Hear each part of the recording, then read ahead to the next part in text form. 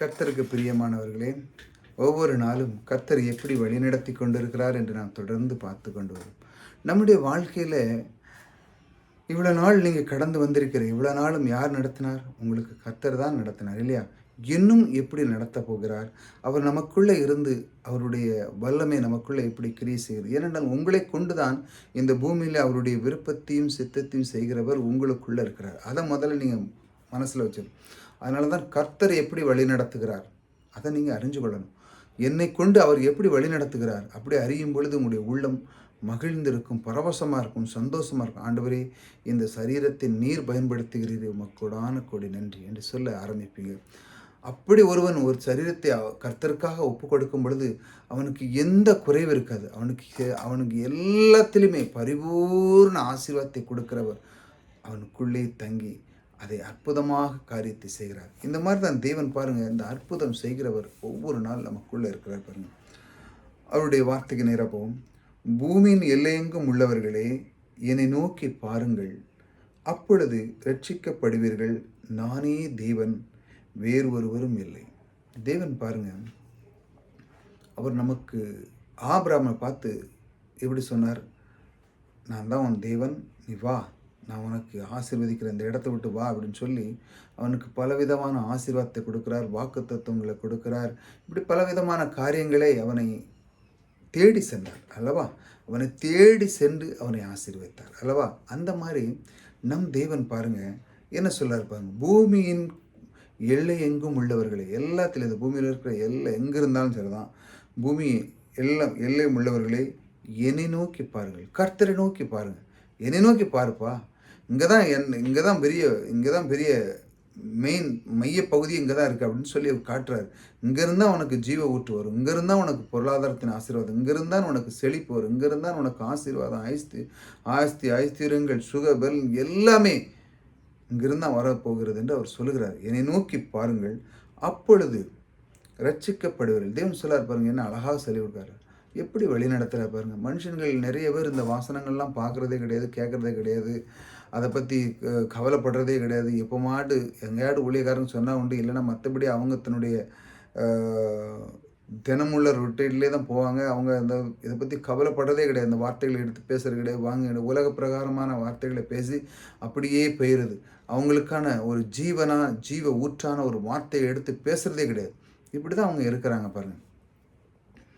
அவங்க அந்த மாதிரி ஆட்கள் வெற்றியான வாழ்க்கை வாழ முடியும். ஆனால் தேவன் எப்படி சொல்லிக் கொடுக்குறாரு பாருங்கள்.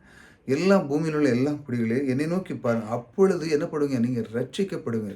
ஒரு மனுஷன் ரட்சிக்கப்படுகிறான் என்றாலே அவனுக்குள்ள எல்லா ஆசீர்வாதத்தையும் வச்சுட்டாருன்னு வச்சோம். ஒரு பேக்கேஜே உள்ள இருக்குது. இப்போ அவன் எடுத்து எல்லா காரியத்திலும் செய்யலாம். தேவனை நோக்கி பார்த்தாலே போதும். அவனுக்கு என்ன அடுத்த சீன் என்ன நடக்கு பாருங்கள். தேவனை நோக்கி முதல்ல சொல்றாரு, என்னை நோக்கி பாரு. ரெண்டாவது அவனுக்கு என்ன கொடுக்காரு? நீ எனக்கு இதை செய்ய அதை செய்யலாம் கொடுக்கல.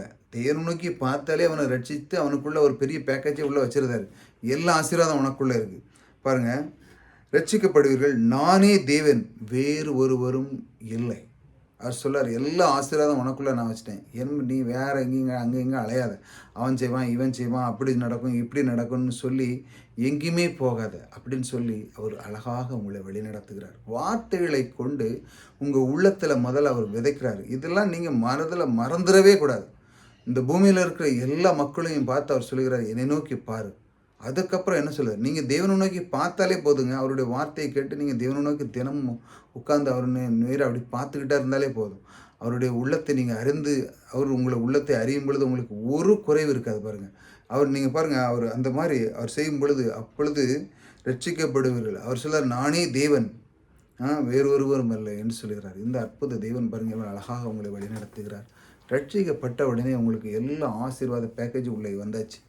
ஆகையால் நீங்கள் நான் சொல்லேன், ரட்சிக்கப்பட்டாச்சு, முழு ஞானஸ்தானம் எடுத்தாச்சு, அப்படி எடுத்து இன்னும் ஒன்றும் நடக்கலையே அப்படின்னு. ஏனென்றால் உங்களுக்கு கொடுக்கப்பட்ட அந்த ஆசீர்வாதத்தை உங்களால் தேட தெரில. உங்களுக்கு அதை எப்படி கொண்டு வரணும்னு தெரில. கிறிஸ்துவை நமக்காக சிலுவையின் மரித்து அதை எப்படி நீங்கள் கொண்டு வரணும்னு தெரில. அதனால தான் ஒவ்வொரு நாளும் நீங்கள் வேத வசனத்தை தினமும் தியானிக்கணும். அதனால தான் நிறைய நான் உங்களுக்கு தொடர போட்டிருக்கிறேன். இது பொருளாதார செழிப்பு தொடர்ந்து நடந்து கொண்டு இருக்கிறது.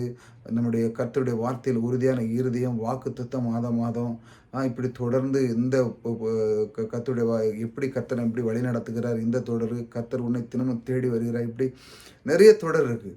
புதிதாக வந்தவங்க சப்ஸ்கிரைப் பண்ணுங்க. தினமும் இந்த மாதிரி ஒரு 2, 3 நிமிஷம் பாருங்கள். சப்ஸ்கிரைப் பண்ணி வைக்கிறதுனால நிறைய பேர் ஏன் சப்ஸ்கிரைப் பண்ணணும் அப்படி இல்லை. உங்களுக்கு தேவனுடைய வார்த்தை உங்களுக்கு ஒரு பலன் உள்ளதா இருக்கா இல்லையா? சத்தியம் கேளுங்க, சத்தியம் உங்களை விடுதலையாக்கும். தேவனுடைய வார்த்தை தான் உங்களை விடுதலையாக்கும். தேவனுடைய வார்த்தை தான் உங்களை உயர்ந்த நிலைக்கு கொண்டு போகும். தேவனுடைய வார்த்தை தான் உங்களுக்கு பலவீனமாக இருக்கிறதை பலனாக கொண்டு போகும். தேவனுடைய வார்த்தை தான் உங்களை எல்லாத்திலையும் இந்த சொசைட்டியில் இருக்கிறவர்களை எல்லாத்திலையும் உங்களை மேன்மையாக வைக்கும்.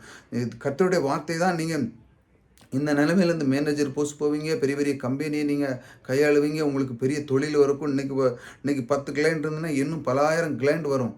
எப்படி? தேவனுடைய வார்த்தை கேட்டதுனால. அதனால் தினமும் கேட்கும் பொழுது தான் அந்த தேவன் அதில் கிரியை பண்ணுவார். அதெல்லாம் கேட்கும் பொழுது நீங்கள் சப்ஸ்கிரைப் பண்ணி வச்சுக்கிட்டு தினமும் 2, 3 வீடியோ அப்படி தொடர்ந்து கேளுங்க. இல்லைன்னா ஒரு வீடியோ கேளுங்க.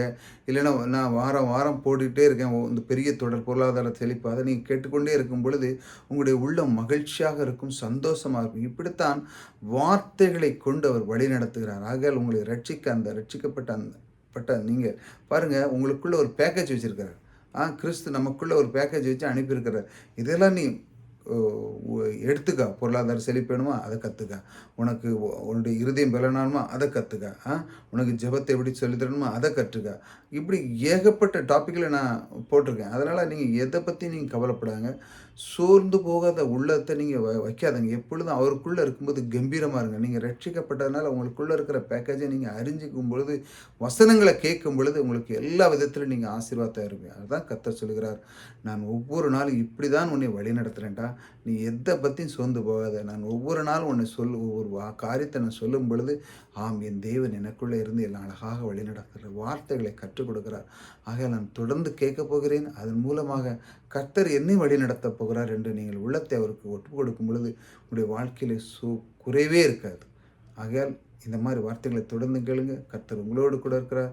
கர்த்தர் உங்களை ஆசீர்வதிப்பார்.